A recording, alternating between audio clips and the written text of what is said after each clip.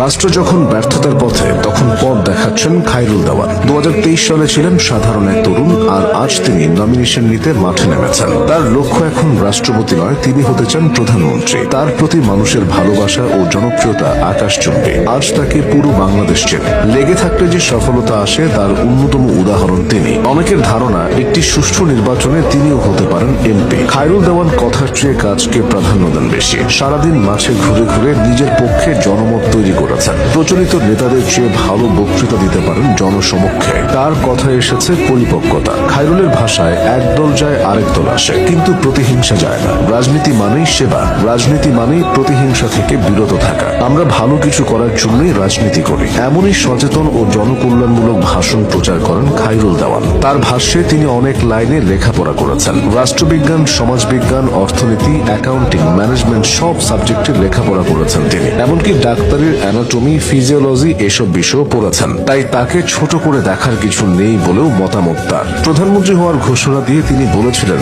আমি খায়রুল দেওয়ান প্রধানমন্ত্রী পদপ্রার্থী, প্রতিহিংসামুক্ত দেশ দেখতে চাই।